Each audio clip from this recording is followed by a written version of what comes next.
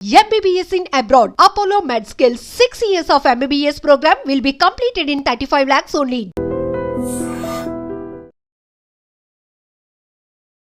నమస్కారం, welcome to I dream. ధర్మ మార్గం విత్ విజిత కార్యక్రమానికి స్వాగతం. అయితే లలితా సహస్రనామం గురించి మనందరం కూడా ఇప్పుడు రకరకాలుగా మాట్లాడుకుంటున్నాం. లలితా సహస్రనామ పారాయణం వలన మన లైఫ్లో ఎలాంటి మార్పులు వస్తాయో కూడా తెలుసుకుంటున్నాము. దానివల్ల చాలా మార్పులు వచ్చిన వాళ్ళు కూడా ఉన్నారు. అయితే అసలు నిజంగా లలితా సహస్రనామంకి మూలం ఎక్కడి నుంచి ఉంది, ఎప్పుడు ఆవిర్భవించింది, ఈ విషయాలు కూడా తెలుసుకుంటే ఇంకా బాగుంటుంది. కాబట్టి ఇప్పుడు ఆ విషయాల గురించే మాట్లాడబోతున్నాం. ప్రస్తుతం మనతో పాటు ఉన్నారు లలితా ఉపాసకులు డాక్టర్ పేరి అరుణ గారు. ఇప్పుడు అమ్మతో మాట్లాడేసి మరిన్ని విషయాలు లలితా సహస్రనామం గురించి తెలుసుకునే ప్రయత్నం చేద్దాం. అమ్మ నమస్కారం. నమస్తే అమ్మా, శ్రీమాత్రే నమః. నమస్తే అమ్మా. అమ్మ, లలితా సహస్రనామం గురించి అయితే మాట్లాడుకుంటున్నాం. మనం కూడా లాస్ట్ ఎపిసోడ్లో దాని గురించే మాట్లాడుకుంటున్నాం. ప్రత్యేకించి పిల్లలకు సంబంధించి ఎటువంటి పారాయణం చేస్తే అమ్మవారి పారాయణంలో బాగుంటుంది అని చెప్పి. అయితే అసలు ముందు ఇవన్నీ వినాలి, ఫాలో అవ్వాలి, పారాయణ చెయ్యాలి, మార్పు రావాలి అంటే ఫస్ట్ దానికి మూలం ఎక్కడనేది తెలుసుకోవాలి కదమ్మా. అమ్మ చెప్పండి, లలితా సహస్రనామం ఆవిర్భావం ఎప్పుడు జరిగింది? తప్పకుండానమ్మా. అందరికంటే ముందు మన ఐ డ్రీమ్ ప్రేక్షకులందరికీ కూడా నా నమస్కారములు, ధన్యవాదములు. అమ్మ, లలితా సహస్రము, లలిత అంటే లలిత అనే పేరులోనే ఉంది. లలిత అంటే లాలిత్యము, లాలించి పాలించడము. అమ్మ చిన్నపిల్లల్ని ఎలా చేస్తుంది చెప్పండి? చక్కగా లాలించి పాలిస్తుంటేనే కదా మనం ఇంతవరకు వచ్చాము. సో అలాంటి తల్లి ఆ లలిత అమ్మవారు. దానిని తెలుసుకోవాలి అంటే ఒకసారి మనం కొంచెం వెనక్కి వెళ్ళి సృష్టి రహస్యం తెలుసుకోవాలి. మన సృష్టి అసలు బ్రహ్మాండం లేదు, ఏమీ లేదు. ఒక చిన్న కాంతి పుంజము, ఒక చిన్న జ్యోతి వెలుగు, దాంతో ఒక ప్రకాశంతో ఉంది. ఆ ప్రకాశం నుంచి ఒక శక్తి బయటకు వచ్చి అది ఒక మాయ అనే ఒక బ్రహ్మాండాన్ని ఏర్పడింది.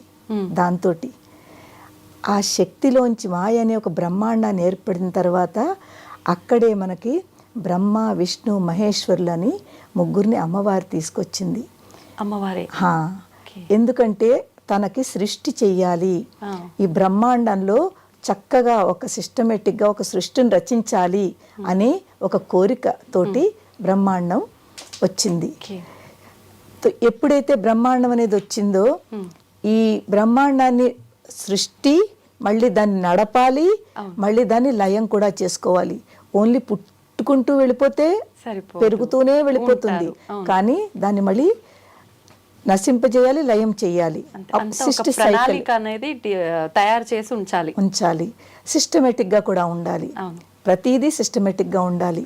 అలాంటి ఒక చక్కటి ఆలోచనతోటి ఈ బ్రహ్మాండము సృష్టి జరిగింది. ఎప్పుడైతే సృష్టి జరిగిందో అందరికంట ముందు బ్రహ్మ, విష్ణు, మహేశ్వరులు. ఇప్పుడు మనం వస్తుంది, మన టాపిక్ వస్తాం, అక్కడ చెప్పుకుందాము. లలితా శాస్త్రంలో ఫస్ట్ నామము అదే అనమాట. అక్కడికి వచ్చినప్పుడు అది తెలుసుకుందాము. వీరి ముగ్గురికి సంబంధించి త్రిమూర్తులు, అమ్మవారే త్రిమూర్తులు, అది అక్కడ తెలుసుకుంటాం మనం. సో దాని తర్వాత సృష్టి జరిగింది. సృష్టిలో పంచభూతములు వచ్చాయి. ముందు పంచభూతములు తెలుసు కదా, ఆకాశము, వాయువు, అగ్ని, నీరు, భూమి. దాని తర్వాత పంచతన్మాత్రలు వచ్చాయి. అవేంటమ్మా? పంచతన్మాత్రలు శబ్దము, ఆకాశం నుంచి శబ్దము, స్పర్శ, రూపము, రసము, గంధము. స్పర్శ వాయువు నుంచి, రూపము అగ్ని నుంచి, తర్వాత రసము నీరు, భూమి నుంచి గంధము. పంచభూతములు. అలాగా పంచభూతముల నుంచి పంచతన్మాత్రలు వచ్చాయి. ఇవి మనలో కూడా ఉన్నాయి. అది మన ఇంకో టాపిక్, అది మళ్ళీ అక్కడికి వెళ్ళొద్దు ఇప్పుడు మనము. పంచభూతములు మనలోనే ఉన్నాయి, సృష్టి కరెక్ట్. ఆ సృష్టి అంతా ఇక్కడ కూడా ఉందమ్మా. ఎక్కడైతే బయట సృష్టి అనుకుంటున్నామో మనలోప్పుడు కూడా పూర్తి సృష్టి అంతా ఉంది. పంచభూతములు ఉన్నాయి, పంచ తన్మాత్రలు ఇక్కడే ఉన్నాయి ఏమ్మా. సో ఇది జరిగిన తర్వాత ఒక చక్కగా ఆ సృష్టి అంతని కూడా సృష్టికర్త, స్థితికర్త, లయకర్త, ఈ ముగ్గురిని కూడా అమ్మవారు తీసుకొచ్చింది. వాళ్ళకి 3 శక్తుల్ని ఇచ్చింది. ఎవరు? సరస్వతి అమ్మవార్లు. ఆ, ఓకే. బ్రహ్మగారికి సరస్వతి, అవును అవును. లక్ష్మీదేవి విష్ణువుకి, పార్వతి శివుడికి. అలా 3 సరస్వతి వాళ్ళ శక్తుల రూపంలో వాళ్ళ ముగ్గురిని తీసుకొచ్చి చక్కగా సృష్టి, స్థితి, లయ ఈ 3 కూడా ఆవిడే చేయిస్తుంది. ఇది మనకి స్టార్టింగ్, మూలము.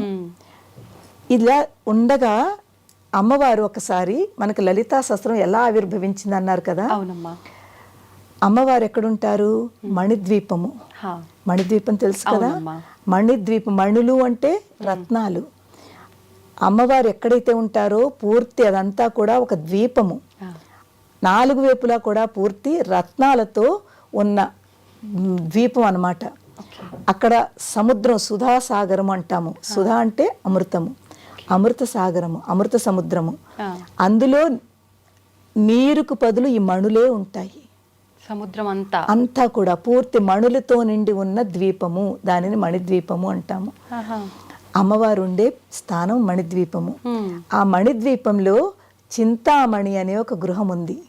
చింతామణి, మళ్ళీ అక్కడ మణి ఉంది. అక్కడ మణులతో ఉన్న ఒక గృహము, ఒక ప్యాలెస్ అనుకోండి, ఒక భవనం అనుకోండి, ఒక పెద్ద భవనము. అది చింతామణులు, అన్ని రత్నాలు మణులతో చేసిబడే ఒక గృహంలో అమ్మవారు ఒక చక్కటి సింహాసనం మీద కూర్చుని ఉన్నారు. ఈ చింతామణి అనే చింతామణి గృహంలో ఒక చక్కటి సింహాసనం మీద ఉన్నారు. ఆ సింహాసనం చుట్టూ కూడా పంచబ్రహ్మలు ఉంటారు.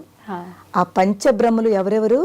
బ్రహ్మ, విష్ణువు, రుద్రుడు, శివుడు, సదాశివుడు.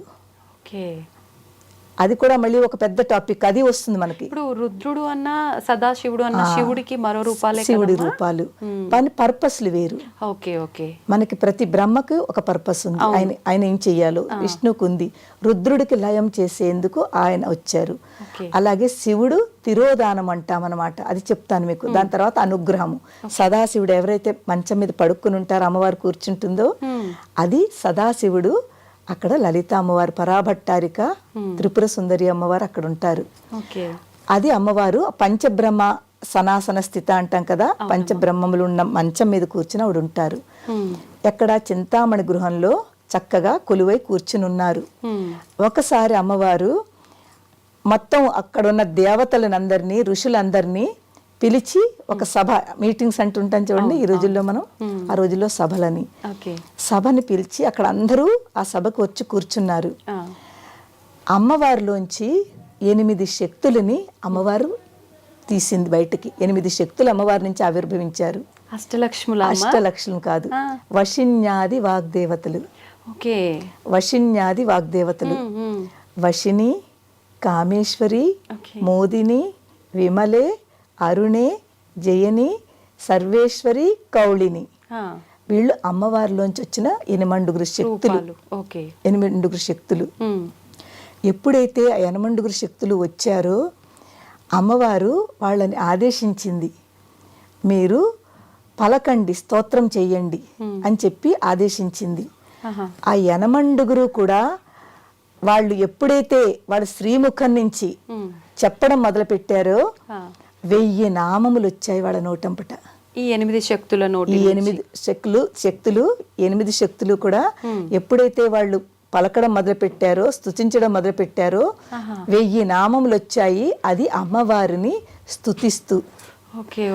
దానినే లలితా సహస్రనామములు అని అంటున్నాం మనం ఇప్పుడు. ఈ లలితా సహస్రనామములు ఆవిర్భావం అక్కడ జరిగింది. అమ్మ, ఇప్పుడు ఈ శక్తులు 8 మంది ఎవరైతే ఉన్నారో వాళ్ళని మనం ఇప్పుడు రకరకాల రూపాలతో అమ్మవార్లను ఆరాధిస్తున్నాము. అలా ఆ శక్తులను ఆరాధిస్తున్నాము అమ్మ ఏ ప్రాంతంలో అయినా? వాళ్ళు వాగ్దేవతలు. వాగ్దేవతలు అంటే వాక్కునిచ్చే దేవతలు, వాగ్దేవతలు అంటారు. అమ్మవారి యొక్క శక్తులు మనకి ఇప్పుడు నెక్స్ట్ ఆ టాపిక్ వస్తుంది. శ్రీచక్రం అని ఉంటుంది కదా, అమ్మవారి యొక్క పరిచారక దేవతలు అందరూ కూడా ఆ శ్రీచక్రంలో ఉంటారు. అందులో అమ్మవారు ఎక్కడైతే కూర్చుని ఉంటారో దాని తర్వాత దాంట్లో 8 శక్తులు, ఈ వశిన్యాది వాగ్దేవతలు అమ్మవారి చుట్టూ ఉంటారు. పరివార దేవతలు, వాళ్ళందరినీ అమ్మవారి యొక్క పరివార దేవతలు, అమ్మవారి యొక్క శక్తులు, ఈ శక్తి స్వరూపాలు, ఈ వాగ్దేవతలు అన్నమాట వీళ్ళు. ఎందుకు వాళ్ళు వచ్చి ఈ స్తుతి ఎప్పుడైతే చేశారో వాళ్ళ నోటంపటి వచ్చిన 1000 నామములు వాళ్ళు ఆ స్తుతి చేస్తూ నామములు చదువుతున్నప్పుడు అక్కడ ఎంత ఎనర్జీ ఫామ్ అయిందంటే తట్టుకోలేకపోయారు. అసలు దేవతలు ఉన్నారు అక్కడ, దేవతల్లోనే చక్కటి ఎనర్జీ శక్తి ఉంటుంది.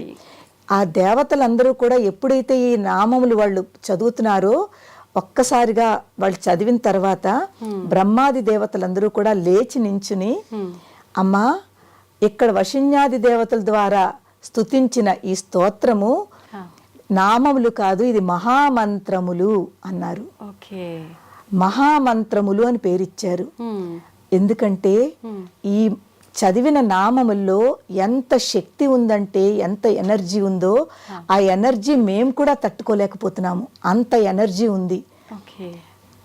అవి అందుకే దాన్ని మహామంత్రములు అంటే అమ్మవారు చక్కగా నవ్వి, మీరందరూ కూడా ఈ నామములు, ఈ మహామంత్రములు, ఇది మీరు అన్నది, మీరు అనుకుంటున్నది కరెక్ట్, మీరందరూ ఇక్కడ పఠించి పూర్తి భూప్రపంచంలో అందరికీ ఈ నామములు, ఈ మంత్రములు చేరాలి.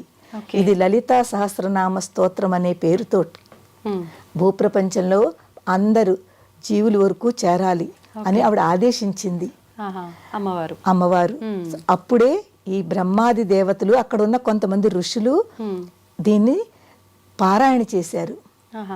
అక్కడ తొలి పారాయణ బ్రహ్మాది దేవతలు అమ్మవారు ఎదురుకుండానే కూర్చుని పారాయణ చేశారు. అమ్మ, అంత శక్తివంతమైన మంత్రాలు అక్కడ దేవతలే అవి తట్టుకోలేరు ఆ వైబ్రేషన్స్ అంటే, ఇప్పుడంటే అవి మహామంత్రాలుగా అక్కడ ఉన్నాయి, మనం ఆ వైబ్రేషన్స్ తట్టుకోగలగాలి అంటే మనం నామరూపంలో చదువుతున్నామా? అవును, అందుకే దానికి మహామంత్రం అని పేరు వచ్చింది. మనము ఆ నామములు ఏదైతే ఉన్నాయో 1000 నామములు, అక్కడి నుంచి గురువులు, అక్కడ ఉన్న గురువులు వాళ్ళ శిష్యులు దాని పరంపరగా వచ్చాయి. వచ్చి ఎక్కడ ఇప్పుడు మన పైన మనకు శంకరాచార్యులు వారు గురువులు తెలుసును, అలా గురు పరంపరంగా వస్తూ మన